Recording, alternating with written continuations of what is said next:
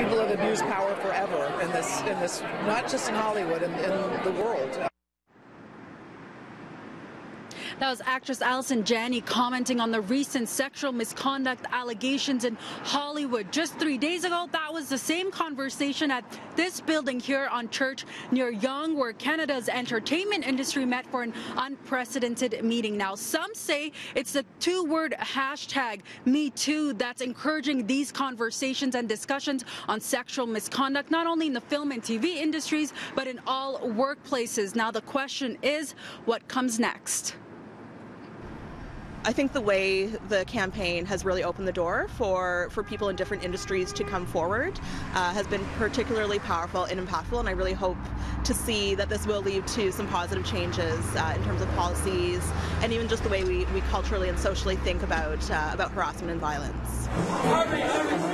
The Me Too campaign emerged in October following allegations of sexual assault against a slew of Hollywood's most powerful men: Harvey Weinstein, Kevin Spacey, Brett Ratner, to name a few. Experts and advocates credit the two-word hashtag for creating a network of denouncing sexual assault and harassment and empowering its survivors to speak out. And I was really glad that somebody was finally taking a public stance against the needle. As City News reported earlier this week, a popular music venue in Edmonton closed its doors indefinitely after sexual harassment allegations were made against the owner, who then faced public backlash. But the hashtag #MeToo also birthed a new movement. Now what? There's definitely not been the same kind of attention focused on those workplaces.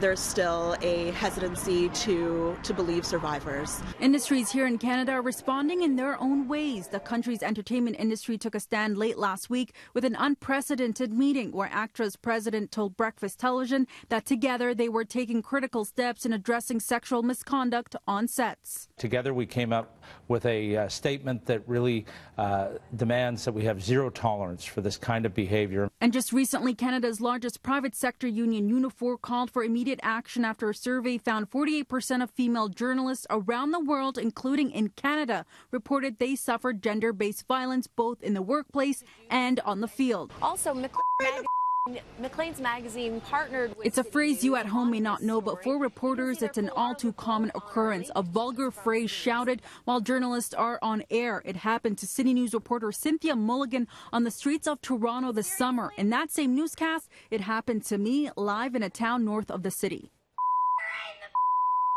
Unifor's report also called for measures to be taken by the workplace, the same call by this Trent University professor who says the workplaces are mandated to have policies in place. More has to be done to make resources readily available for employees. So these policies are in place, but the problem then becomes what happens when a report is made or an allegation is made. So I think that is where the shift is happening now. So I think the first shift is to change the way we think about harassment and to shift our mindset from one of disbelief to actually believing survivors.